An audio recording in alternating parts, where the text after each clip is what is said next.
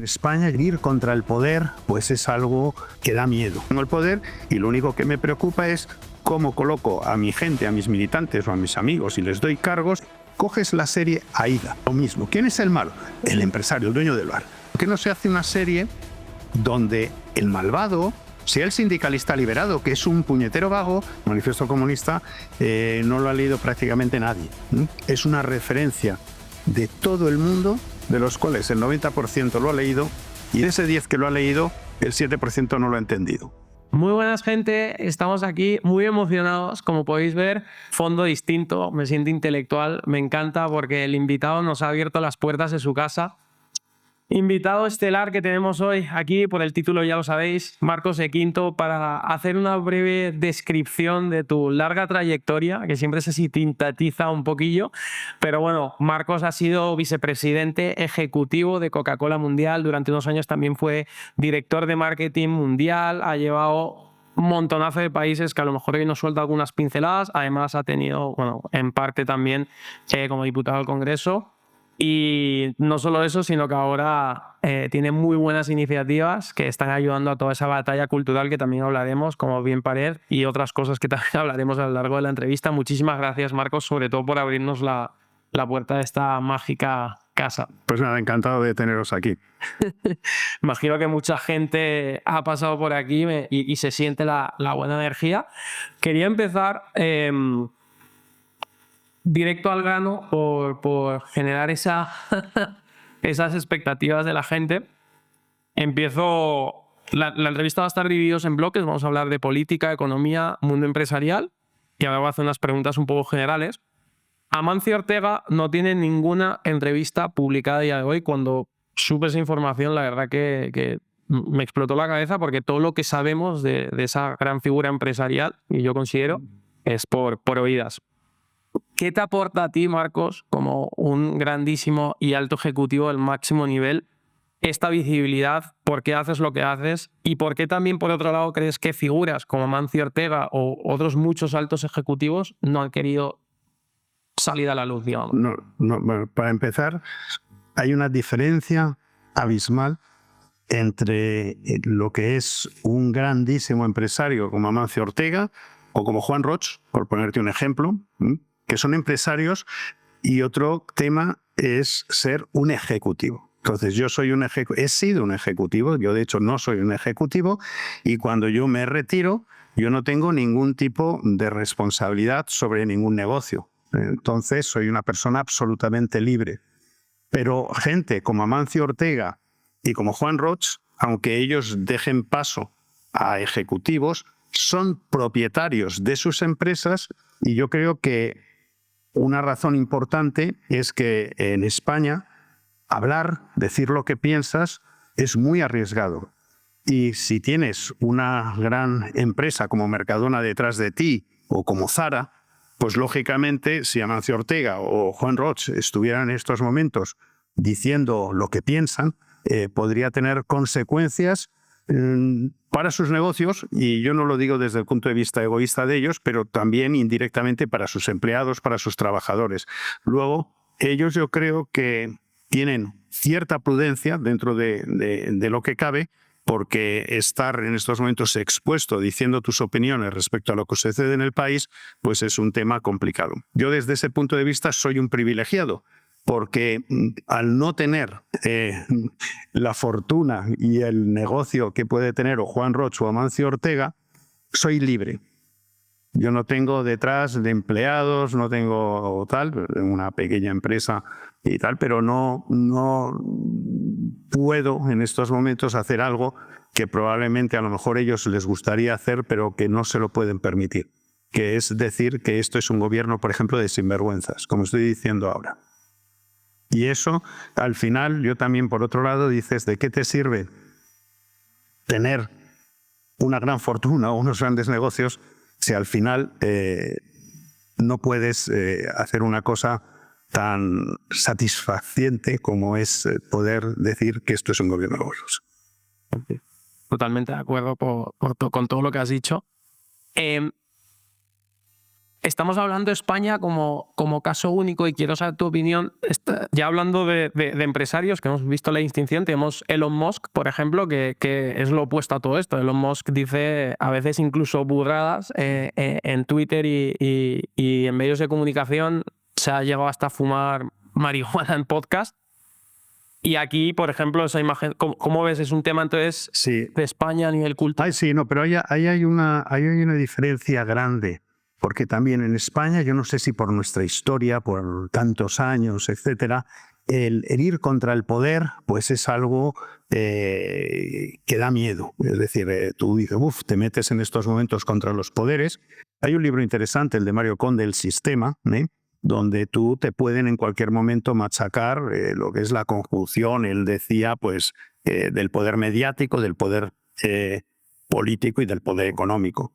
Entonces, en España siempre el empresariado ha sido un empresariado muy prudente. No quiero utilizar la palabra cobarde, aunque en algunos casos podría ser cobarde, pero muy prudente porque sabían siempre que si uno se metía contra el poder, llevaba las de perder. Estados Unidos es un caso radicalmente distinto. Es decir, cualquier empresario, cualquier tal, puede litigar contra el Estado y es visto como un héroe. Es decir, es algo normal. Y el Estado no va a coger y hacer ninguna venganza contra alguien que ha litigado contra el Estado y que ha ganado por sus derechos. Entonces, desde el punto de vista de la sociedad, es una sociedad educada donde, oye, si siento que me están pisando mis derechos, a mí me da igual que quién sea mi vecino o que sea el Estado. Yo litigo contra ellos, oye, y si gano, perfecto, y el Estado pues lo acepta.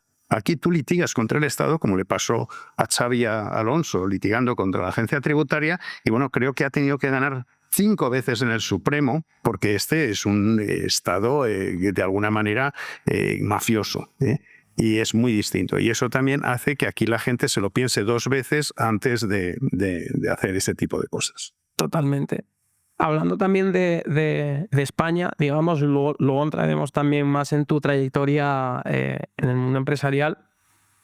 Has vivido en distintos continentes, en distintos países, has viajado alrededor del mundo y mi pregunta es ¿por qué has elegido asentarte en España, pudiendo tener, digamos, oportunidades de vivir en cualquier otra parte del mundo? Es un poco concepto el hombre en la arena de Roosevelt, de estar aquí para... Sí. o como... Bueno, yo tengo casas en otros sitios. Tengo casa en Nueva York, en Manhattan. Tengo casa en Lisboa, no en Elvas, en Lisboa. Mi mujer es brasileña, neoyorquina, pero brasileña de origen. Y entonces, pues bueno, pues hemos vivido en distintos sitios y he vivido en Asia también, en otros. Yo, para empezar, el país, y no lo digo por ser español, pero lo dice incluso gente que no es española, que uno de los mejores países para vivir es España, o era España. Y una de las cosas por las cuales yo estoy aquí es que cuando vivía en el extranjero, hubo un momento en que Albert Rivera me llamó, yo ya me había retirado, me llamó para entrar en política y le dije que sí. Y entonces en 2019 me vine a España con todo el desastre financiero y tal que me suponía. Primero, dejar todo, consejos de administración, dejar absolutamente todo tipo de ocupación y recibir el sueldo de diputado, que era mi única fuente de ingresos en ese sentido, por trabajo, y volver aquí a España con una repercusión fiscal que me perjudicaba, pero que a mí me interesaba hacer algo por mi país. Y como yo no quiero que la España en la que yo creo la estropeen, porque tengo una hija de 5 años y quiero que cuando sea mayor sea capaz de disfrutarla, pues entonces pues me he venido para luchar por esa España. Yo no quiero que cuando sea mayor me diga, oye papá, cuando estaban destrozando España, ¿tú qué hacías? Y yo digo, pues mira, estábamos en Turcancaicos o teníamos una casa en las Islas Fiji y mira qué bien nos lo pasábamos. Yo no, yo como español creo que puedo hacer algo y de nuevo, como no tengo ataduras de otro tipo, pues trato de colocar pues lo que yo tenga de talento o lo que sea, pues para conseguir esto, que España sea el país de libertad que se respiraba incluso en los años 80, en la época de la movida, y no el país de la cancelación que nos tratan de imponer esta gente. Y te lo agradecemos, Marcos, porque la verdad que la fuga de talento mi ecosistema es abismal, o sea que te agradecemos que estés aquí en esa lucha.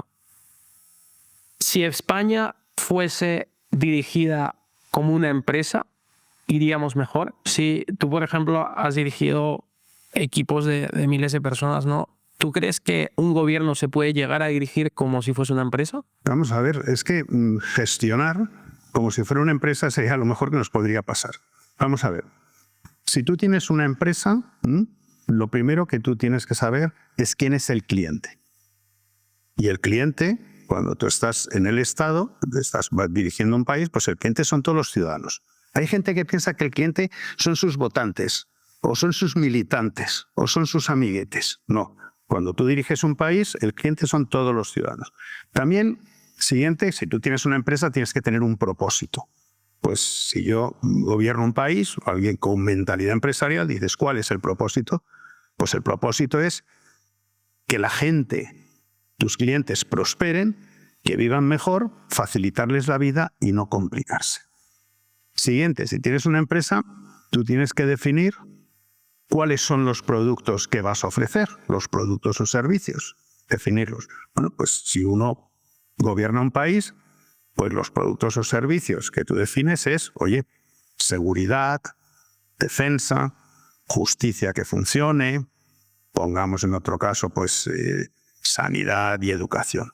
No son muchos, son unos pocos, pero esos productos que defines los tienes que hacer bien. Y siguiente, si tienes una empresa y provees unos servicios, unos productos, tienes que decir a qué precio los vendo.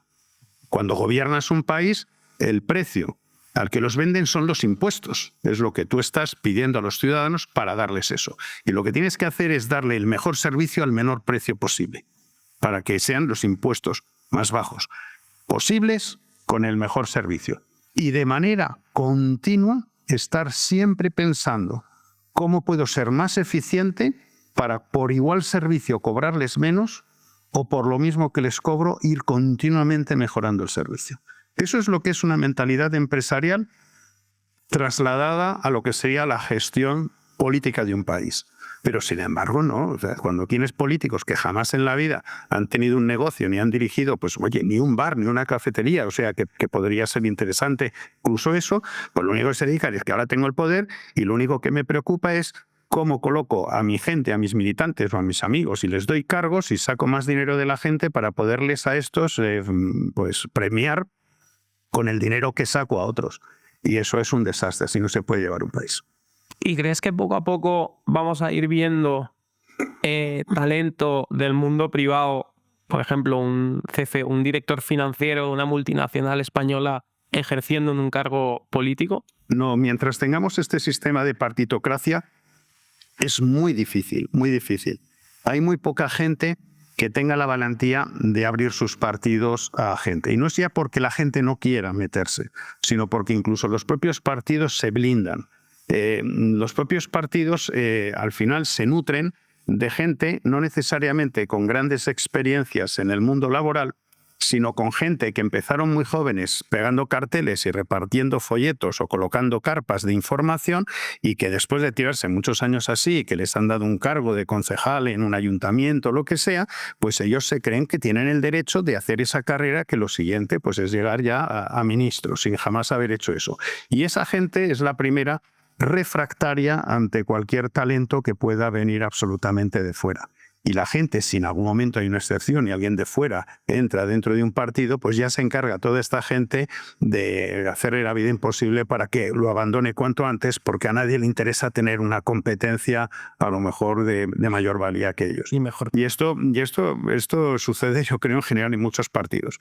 Hubo una excepción en Ciudadanos, cuando Albert Rivera, una persona que no tenía miedo a tener un talento y tal, empezó a abrir el partido a mucha gente, porque, por ejemplo, abrió el partido a gente del PSOE, es decir, tuvimos allí, me acuerdo, a Joan Mesquida, que había sido el director general de la policía, a Soraya Rodríguez, que había sido portavoz del grupo parlamentario socialista, metió a Bauzá, que había sido del PP, presidente de las Islas Baleares, metió también a, no me acuerdo, perdona, el nombre del que había estado de sustituto de Cristina Cifuentes, Es decir, y empezó a meter gente profesionales, metió a Edmundo Val, que había sido abogado del Estado, y tal, y a mucha gente. Y yo creo que eso primero demostró que él no tenía miedo a que entrara gente de distintos sitios, pero gente con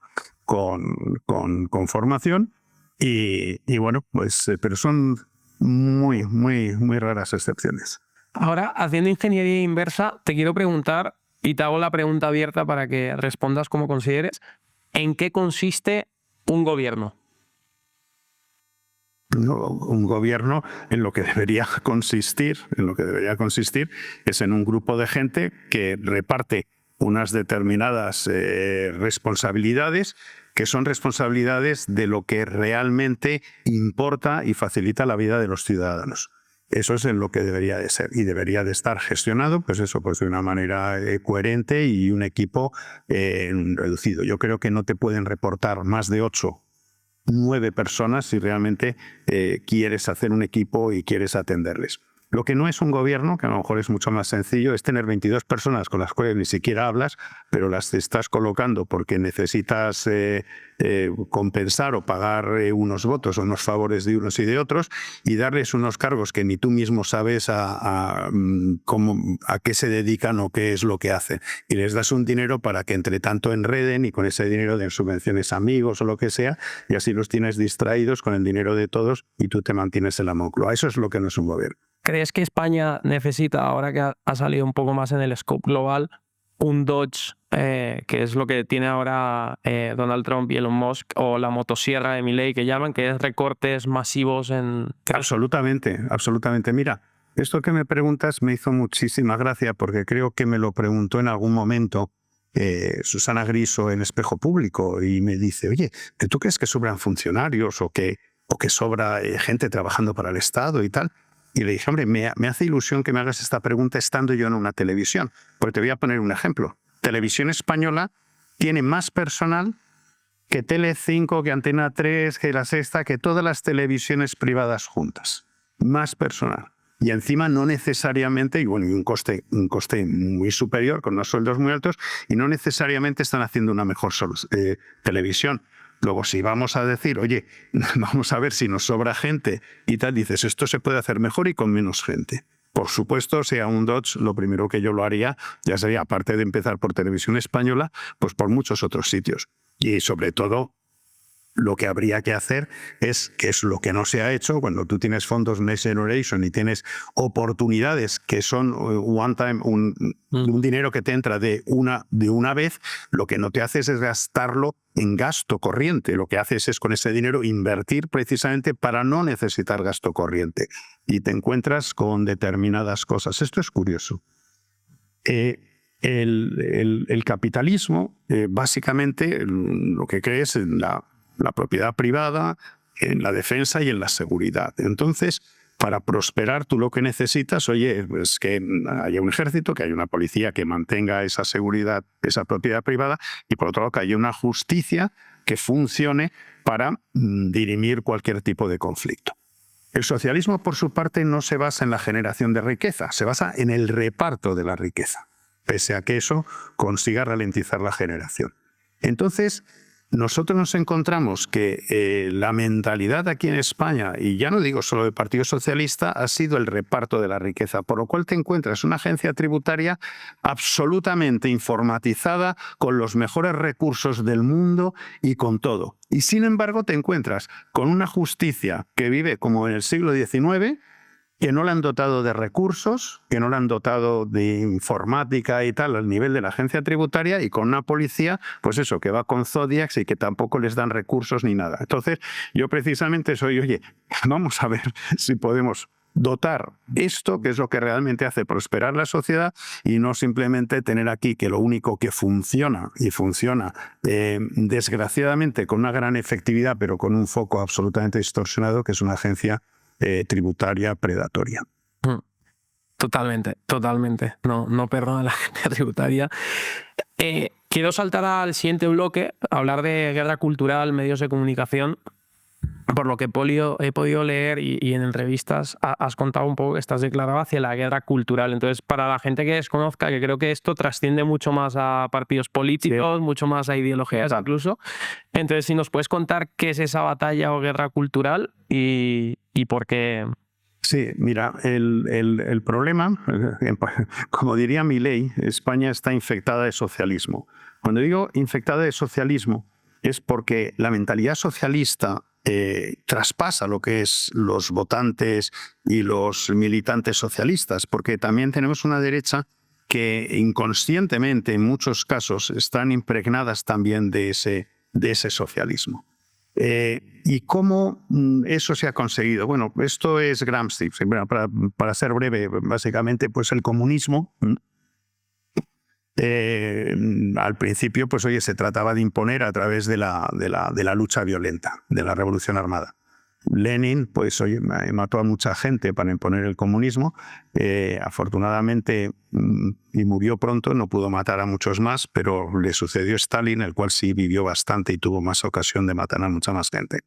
Pero llegó un momento, en mediados de los años 30, que Antonio Gramsci, comunista italiano, de alguna manera, en sus cartas desde la cárcel y tal,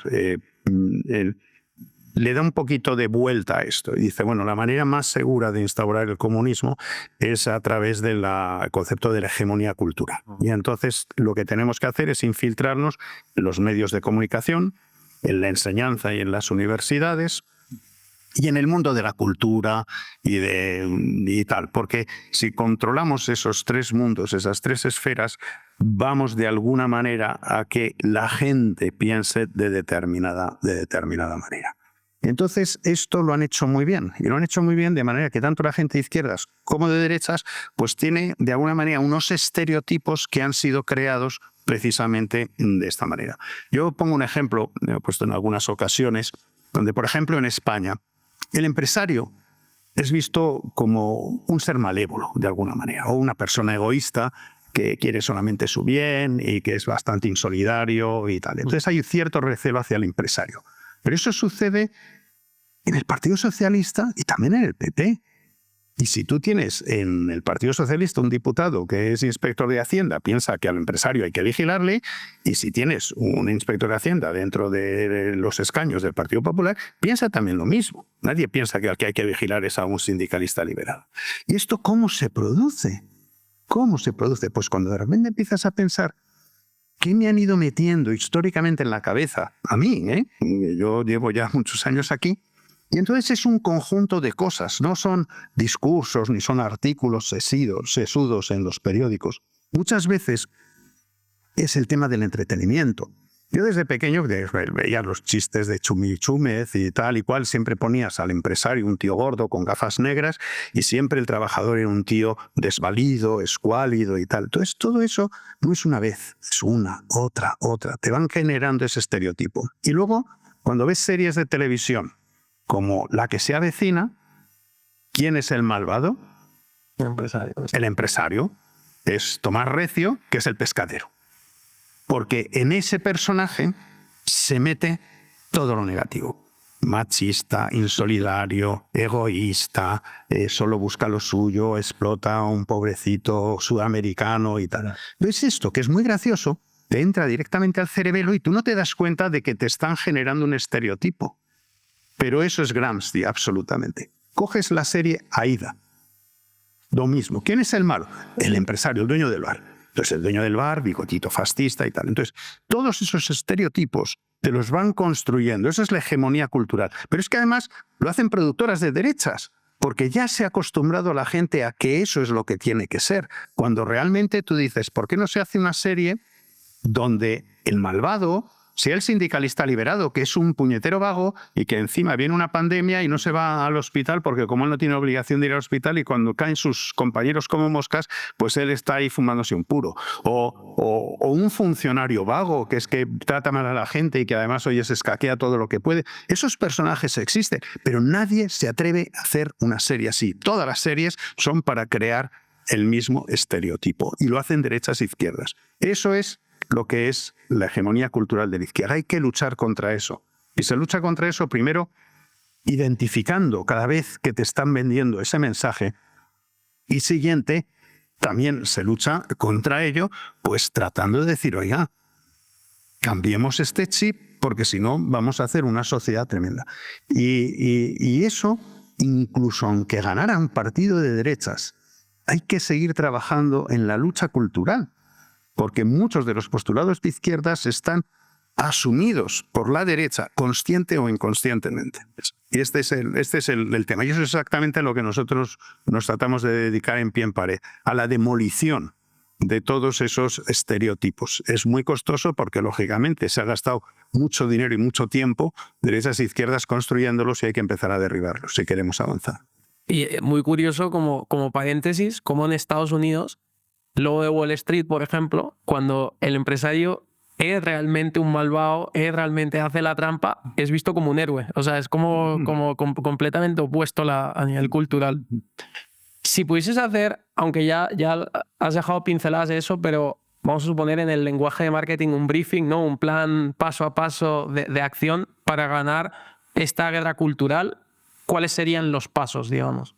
Bueno, a grandes rasgos, obviamente. Bueno, hay gente muy comprometida que está metido en esto, ¿eh? Y tienes gente, bueno, dentro de nuestra junta directiva, dentro de Pie en Pared, pues aparte de Esperanza Aguirre, de Dani Lacalle, de Juan Carlos Girauta, de Alfredo Timmermans, yo qué sé, de Mario Noya, de Luis del Pino, de Alicia Delibes, José María Rojas, Cristina Casabón. Tenemos un montón de gente que está comprometida en esto. Lo único que se necesitan son más amplificadores.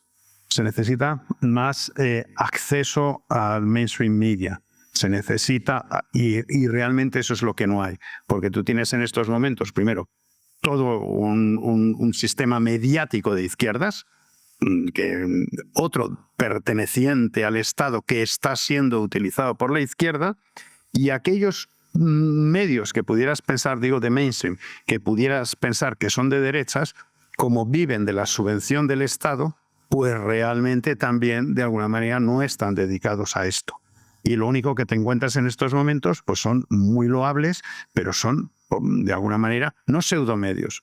Desgraciadamente son micromedios porque son muy pequeños, pero no son pseudo porque están en estos momentos defendiendo las ideas de la libertad. Y ahí te encuentras de todo tipo, desde el debate o desde The Objective, o yo qué sé, pues OK Diario, EDA TV, EDA News, Informa Radio, Radio Libertad.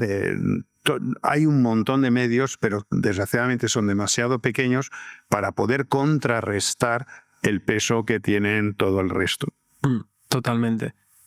Luego te voy a preguntar en otro bloque sobre los influencers y cómo ves que encajan dentro de algo, pero antes de ello te quería preguntar qué es lo que, por entender los cimientos, ¿no? ¿Qué es lo que más te asusta, o igual es una palabra muy grande, pero qué es lo que más te irrita de la izquierda, ¿no? Es el socialismo, el colectivismo, o sea, ¿qué es lo que más crees que, oye, por eso hay que poner el freno porque podemos llegar a X punto o ya lo estamos viviendo? Sí. La izquierda, digo algo que no me irrita. La izquierda es que hay mucha gente desinformada. Hay mucha gente que cree que las cosas que está haciendo son lo correcto, son gente que pertenecen a la izquierda pues a lo mejor de una manera demasiado naif, ¿eh?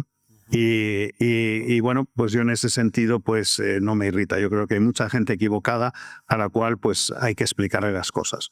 Lo que me irrita es de gente que son de izquierdas, pero yo creo que ya ni son de izquierdas, que son golfos, que han utilizado el tema de la izquierda precisamente para vivir, para ser vividores de ello. Y han vivido muy bien de esa izquierda. Yo recuerdo cuando yo era pequeño, la gente del Partido Comunista en la clandestinidad. Y había gente como Armando López Salinas, como Pilar Bravo. Por cierto, ellos fueron los que fueron con la documentación para pedir la legalización del Partido Comunista. Estaba Antonio Ferres, estaba Luis Lucio Lobato, que había pasado 27 años en la cárcel. Digo, de lo que era la gente del Partido Comunista. Y esa gente, cuando ya viene la transición y ya viene la legalización, esa gente desapareció y murió muchos de ellos pues con una vida muy modesta. Sin embargo, el comunismo, que de repente hemos vivido de gente como Víctor Manuel, por ponerte un ejemplo. Pues en la época donde esta gente a la que me he referido se jugaba el tipo, Víctor Manuel hacía canciones a Franco. Y cualquiera puede entrar en estos momentos en internet y ver las canciones loando a Franco de Víctor Manuel. Cuando ya no era peligroso estar en el Partido Comunista, pues Víctor Manuel en estos momentos pues ha vivido de comunista beneficiándose de un montón de cosas, porque entonces ser comunista ya no era un problema, sino todo lo contrario, era una garantía para poder desarrollar una carrera exitosa. Eso es lo que a mí, cuando dices que no me gusta es de la izquierda, lo que me gusta son todos los aprovechados que han vivido a costa de la buena voluntad de muchos engañados. Totalmente. Desde un punto de vista de marketing, por juntar ambos mundos, ¿qué partido político crees que lo ha hecho o lo está haciendo mejor?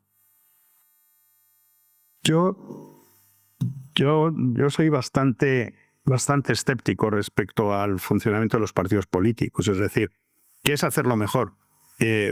Sánchez lo está haciendo muy bien para él, no para España.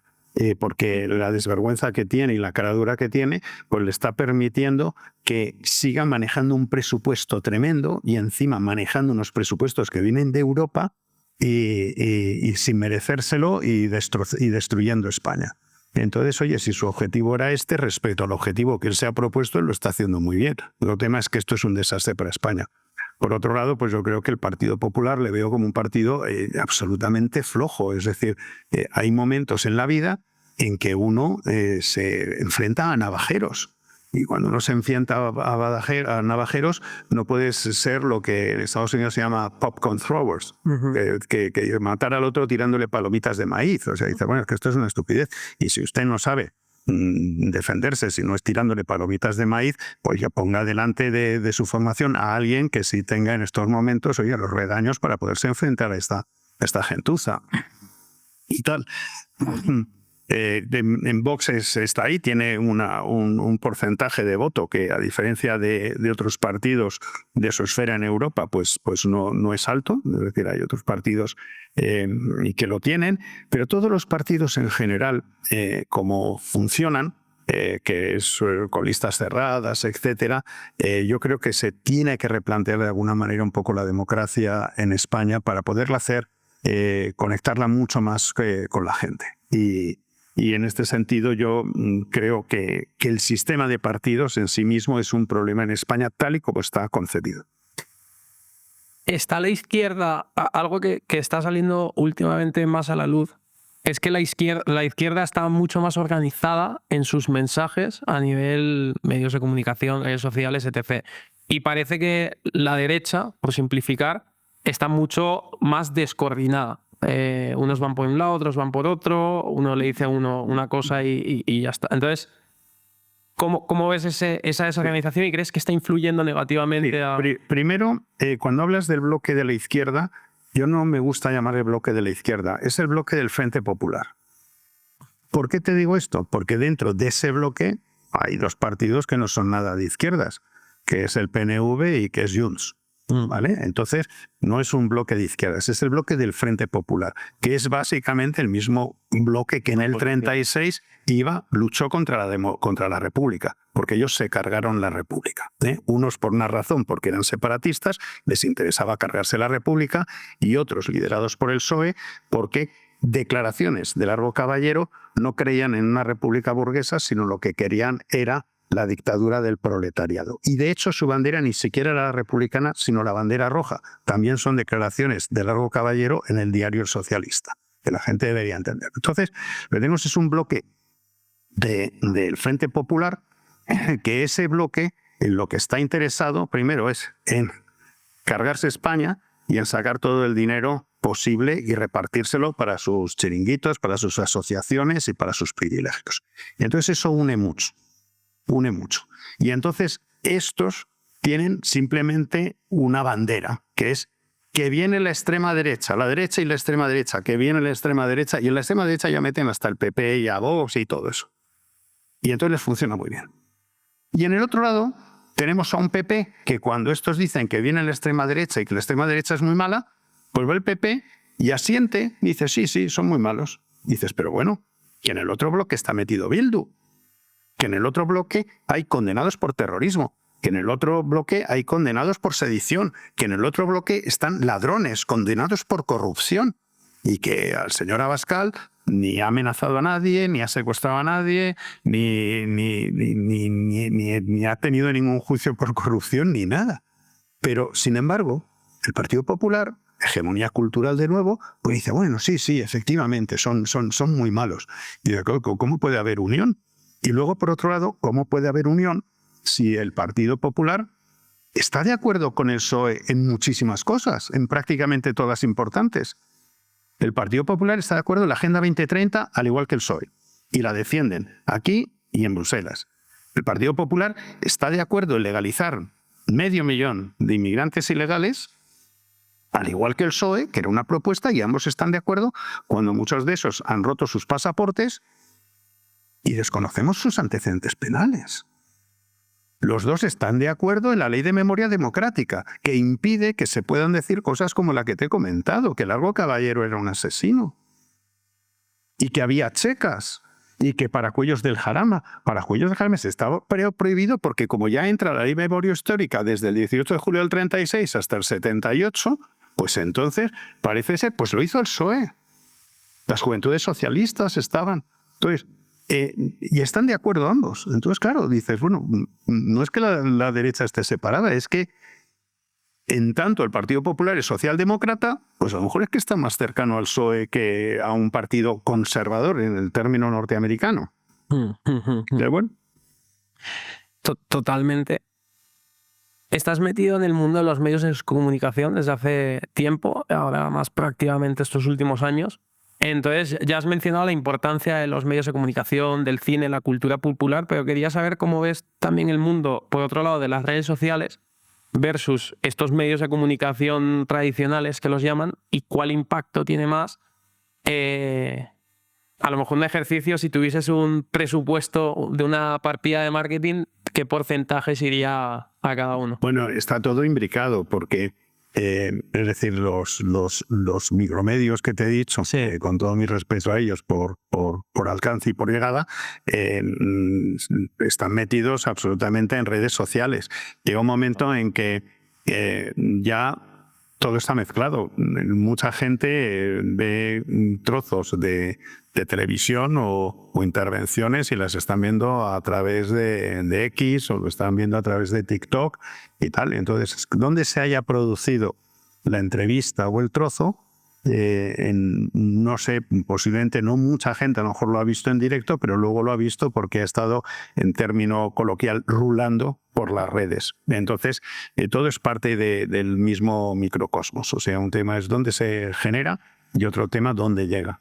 Por ello puedo tener una intervención en Espejo Público, en Antena 3 y tal, pero todos mis amigos cuando me lo están diciendo, uy, que te vi y tal, pero me han visto en X o me han visto tal, porque por la mañana estaban trabajando y no habían visto nada. Y también lo mismo, o sea, alguna cosa que se puede haber generado en las redes, posteriormente sale luego en la televisión porque lo han recogido ahí.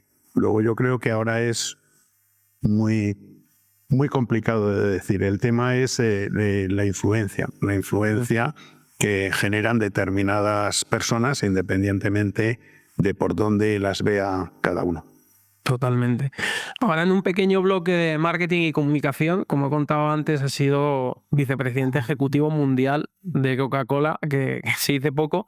¿Qué lecciones de marketing crees que pueden aplicarse a una empresa pequeña, grande, mediana, partidos políticos? ¿Hay algunos cimientos, unos pilares que son inamovibles para tener éxito en esa Es que el marketing es muy amplio. A veces se confunde el marketing con comunicación. Comunicación es ya uno de los últimos eslabones dentro de todo lo que es un proceso de marketing.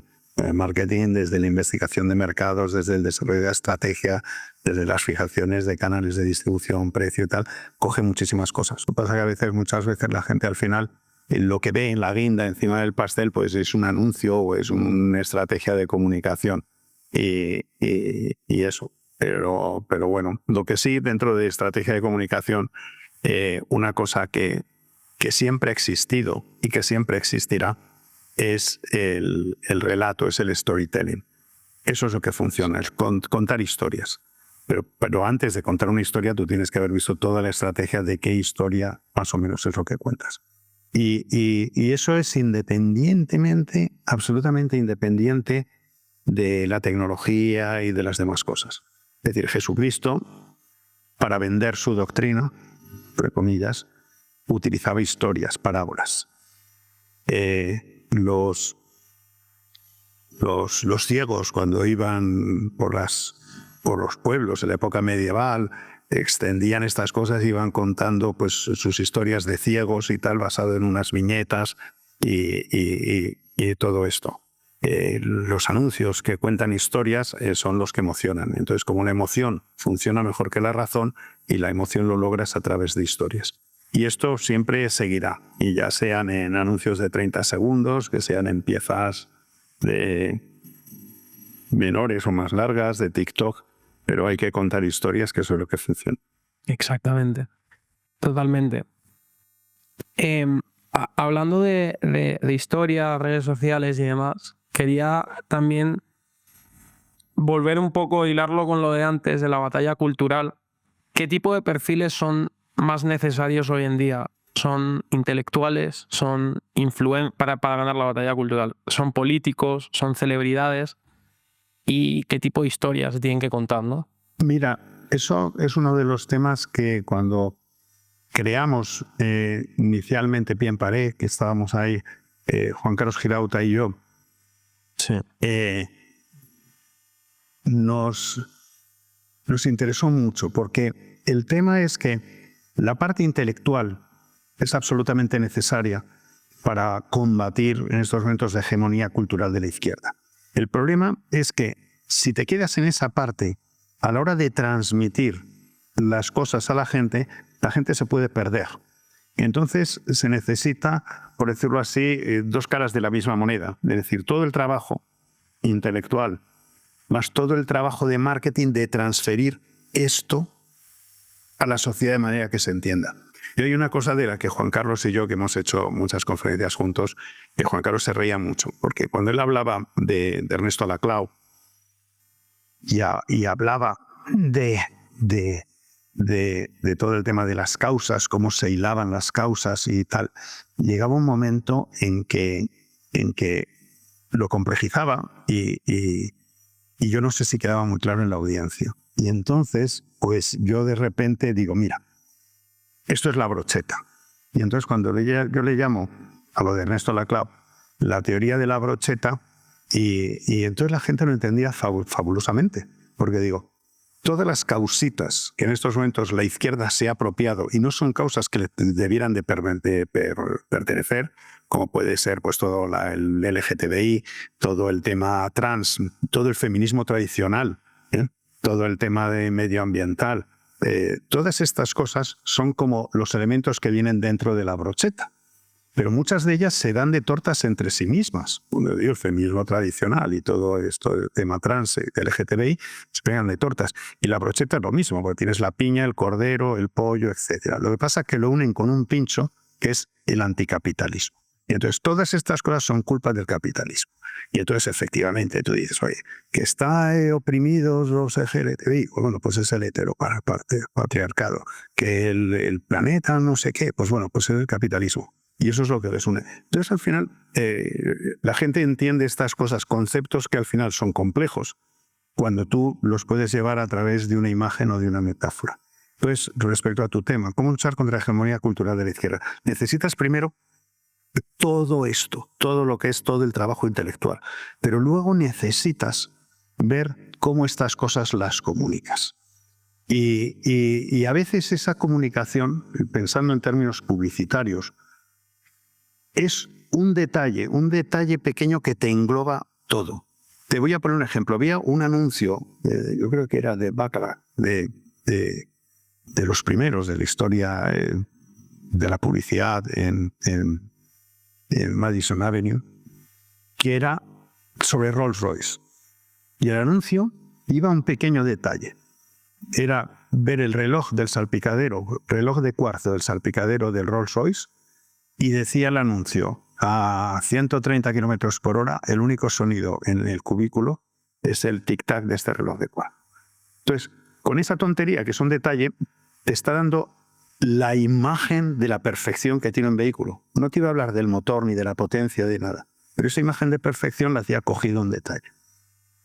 Pues, por ejemplo, cuando estaba hablando del cambio climático, una de las cosas que a mí me interesaba más fue que apareció en una revista que había un glaciar en Suiza que se estaba derritiendo y había aparecido debajo una calzada romana, lo cual quiere decir que en la época de los romanos no había ese glaciar. Eso es el reloj del anuncio de tal. Tú diciendo: mira, cambio climático, hay un glaciar que se derrite, sí, sabes, apareció una casa y tenía ese anuncio. Entonces, eso ya te explica muchísimas cosas sin necesidad de meterte. Pero sí es importante tener todo lo que es el trabajo intelectual, pero luego al final, cuáles son cosas que me sirven para comunicar un concepto de manera fácil. Y luego yo ya puedo desarrollar. Y esas cosas, por ponerlo y bajarlo a la práctica, que obviamente pues, es especulación, pero por ejemplo, algo que ha tenido mucha trascendencia, el Manifiesto Comunista de Karl Marx, que muchísimos políticos de izquierdas o digamos de tal se han basado en cimientos, ¿no?, de esto. ¿Crees que un libro puede llegar a tener una trascendencia significativa ahora en la oposición, o es una película? O sea, es ese último filtro que puede ser. Mira, no, yo muchos de los libros los veo a veces como munición. Pero, por ejemplo, hablabas del Manifiesto Comunista. El Manifiesto Comunista no lo ha leído prácticamente nadie. Es una referencia de todo el mundo, de los cuales el 90% lo ha leído, y de ese 10 no lo ha leído, y de ese 10 que lo ha leído, el 7% no lo ha entendido. Pero se utiliza como un comodín, ¿no? Y el Manifiesto Comunista y estas cosas. Pero básicamente eso. Además, eso es un libro que es infumable y además equivocado. Pero, por ejemplo, yo tengo aquí en esta librería, sobre todo el tema de Segunda República, etcétera y tal, todo lo que te puedas imaginar. Todos esos libros son una munición, pero todos esos libros es imposible que la gente los vaya a leer. Lo efectivo va a ser un documental que vamos a sacar ahora, que vamos trabajando 8 meses en él, y es un documental sobre la verdadera historia y participación del Partido Socialista desde 1931 al 36. Y eso sí va a salir, y posiblemente mucha gente se vaya a abrir los ojos respecto a muchas cosas, y entonces probablemente algunos de ellos pues vaya a comprar un libro pues para coger y ampliar a lo mejor más el conocimiento. Pero al final, si quieres hacer un impacto, tienes que tener esa parte de la comunicación. Por lo cual, dentro de esto, Pie en Pared, nosotros no nos denominamos un think tank, somos un think tank, pero somos también un act tank. Tenemos gente que escribe libros muy meritorios y, por ejemplo, pues bueno, John de Mendoza pues, tiene unos libros sobre José Calvo Sotelo, que es espectacular. Pío Mola tiene también unos libros divulgativos espectaculares, pero al final el comprimir todo esto en un documental que ponga el tema sobre la mesa se tiene que hacer de otra manera. Totalmente. Enhorabuena por eso y creo que tienes toda la razón, porque en mi experiencia personal ha sido efectivamente un embudo en donde empiezo en la superficie y mientras más profundizando ya vas aprendiendo, leyendo más sobre intelectuales, y hay pocas figuras como la tuya que creo que tienes ambos mundos, que tienes esa visibilidad y esa autoridad y ese intelecto. Claro, yo en eso de Pie en Pared, la parte intelectual la pone Juan Carlos Girauta, y yo, por supuesto, le admiro muchísimo, pero la parte más marketingiana, para poder traducir esa parte intelectual de manera que sea digerible para grandes grupos, pues ahí pongo yo un poquito mi granito. Bueno, y felicidades a todo el equipo de Pie en Pared. Hablando de libros, y habrás leído mucho, ¿crees que lo que funciona en la teoría funciona en la práctica? Es que me ha hecho mucha gracia porque me acabas de recordar una anécdota que la tenía olvidada, de un compañero alemán que trabaja en investigación de mercados investigación de mercados en Coca-Cola. hizo lo contrario, es decir, era un tío pero absolutamente sesudo y tal, y muy bueno en investigaciones de mercados. Yo soy económetra, me encanta todo el tema de estadística y de investigación de mercados, y entonces le estuve demostrando que una cosa que él decía y aseguraba que no era así y no funcionaba así. Y llegó un momento en que me dice la siguiente frase: vale, Marcos, me has convencido que es así como funciona en la práctica, pero ¿funcionará así en la teoría? Y esto fue su frase, fue totalmente lo contrario. Me gusta eso. Sin poner muchos nombres y por cerrar ya este bloque y ahora ya nos queda ya la última parte, referenciando a el poema del hombre en la arena de Theodore Roosevelt, llega un punto que puedes llegar incluso a sentir respetos. Voy a poner muchos nombres como ejemplo: Pablo Iglesias, Pedro Sánchez, o sea, todo este colectivo, digamos. ¿Hay un respeto hacia lo que ellos están haciendo desde un lado empático de están luchando por estar, o cómo ves esa relación? No, que están luchando, claro que están luchando, pero el tema es si su lucha es digna o no. Es decir, Pablo Iglesias, el fundador del PSOE, pues no me merece ningún tipo de respeto, y Pablo Iglesias, el nuevo, es un cara dura que ha estado diciendo un montón de cosas y luego comportándose de otras maneras. Y él ha estado luchando pues para maravillar a sus alumnas, para pasárselo muy bien en la vida, y luego pues tal. Y entonces pues bueno, pues ha estado luchando por él mismo. Pedro Sánchez ha luchado por lo único que respeto de él es que, porque cada vez eso se va diluyendo más, que es el creer en la familia. Y él sí que cree en la familia, diría más en la familia. Porque lógicamente tiene ahí el hermano, a la mujer y tal, y todo lo que puedan arramblar para la familia, pues oye, pues fenomenal, es lo único, pues un hombre familiar, pero en el mal sentido. Pues tampoco, es decir, no me merecen absolutamente, pero ningún respeto. Son como la escena de Viridiana, donde todos los mendigos al final, oye, pues llegan ahí al banquete y se ponen ciegos. Y estos están poniéndose ciegos, tendrán que explicar qué hacen en República Dominicana. Y el problema es que con el tiempo, pues posiblemente nos enteraremos que con eso de que es para educación y sanidad, se han llevado para saco un montón de dinero toda esta gente, y eso es una vergüenza. Totalmente. Ahora voy a ir con un bloque de preguntas rápidas sobre economía y política. Lo voy a sintetizar. ¿Cuál sería para ti una España utópica?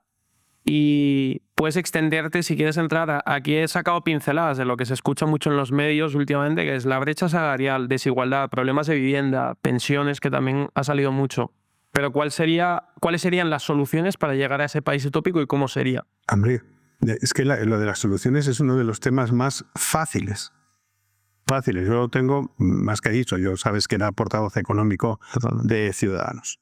Entonces, el crecimiento es lo que cura todo, prácticamente todo. Es decir, el crecimiento soluciona todo. Si creces, hay más demanda de trabajo, por lo cual hay menos paro. Como hay menos paro, oye, pues hay menos necesidades de pagar subsidios. La caja de la seguridad social aumenta. Es decir, tú tienes que crecer. Siguiente cosa. ¿Cómo se crece? Con inversión, ¿no? Muy fácil, con inversión. Entonces, hay que favorecer la inversión. Y para favorecer la inversión es un tema muy sencillo. Si tú o un extranjero tiene la oportunidad de invertir en España, o de invertir en Portugal, o de invertir en Marruecos, o de invertir en Estados Unidos, ¿qué te va a hacer poner el dinero en España y no ponerlo en los otros sitios? Y ahora yo te hago una lista de cosas. Que haya seguridad jurídica. Que no te cambien las normas, tal. Predecibilidad jurídica. Que tengas, por ejemplo, una estabilidad política. Que no pienses que un trozo de España se va a ir y se va a independizar o lo que sea. Que tengas buenas infraestructuras, incluido autopistas y 3G, etc. Que tengas una población formada, no deformada, que te hable idiomas, etc. ¿Sabes? Que tengas flexibilidad laboral. Si hay gente que quiere trabajar 7 horas, que trabaje 7. Si hay gente que quiere trabajar 10, que pueda trabajar 10, y que haya esa flexibilidad. ¿Sabes? Es decir, tú empiezas a que haya una simplicidad legislativa, que no haya tantas legislaciones como comunidades autónomas. Tú puedes empezar a hacer una lista que no tiene solamente que ver con el Ministerio de Economía, sino con todos. Si todos se pusieran de acuerdo para decir qué facilita la inversión, ya estaría. Y entonces dices, hemos cambiado todas estas normas para facilitar procesos, todo eso. Y inmediatamente, oye, pues la gente diría, pues merece la pena invertir en España, y a eso generaría crecimiento, y con el crecimiento ya estás esperaría. Punto pelota. Eso es muy sencillo.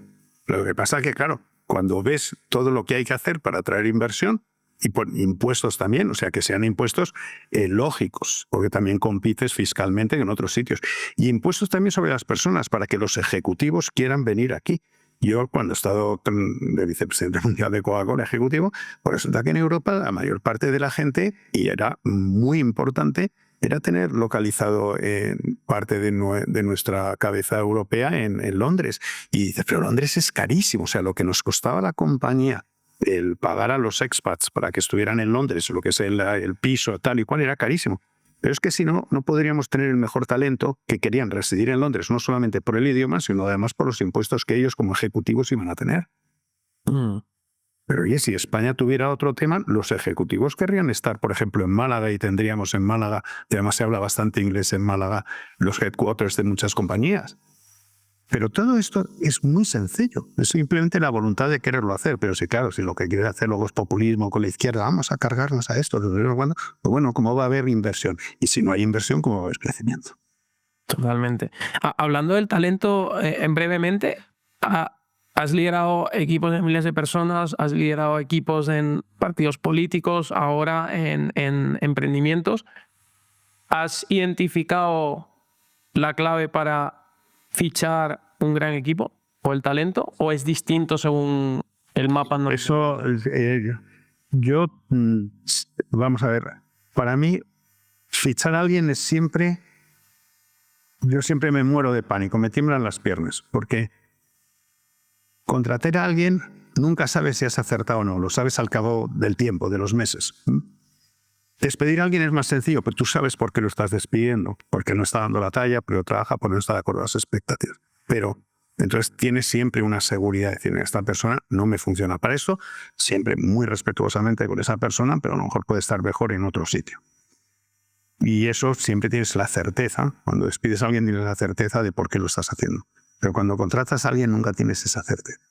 Entonces eso es un tema. Por supuesto, tú estás vendiendo tu compañía como la mejor del mundo, y a lo mejor finalmente no es como tú se lo has vendido a alguien, y ese alguien se está vendiendo a sí mismo como el mejor del mundo, que a lo mejor al final no lo es. Entonces es un tema siempre muy complicado, muy complicado. No digo que haya mala fe, pero es muy complicado el acertar. Yo me considero que he ido aprendiendo y sigo aprendiendo, que he ido aprendiendo durante mi vida con eso de las contrataciones, y bueno, considero que he acertado bastante, pero cuando tienes 1 o 2 fallos es complicado. Y sobre todo lo importante es reaccionar rapidísimamente para no quedarte con un problema.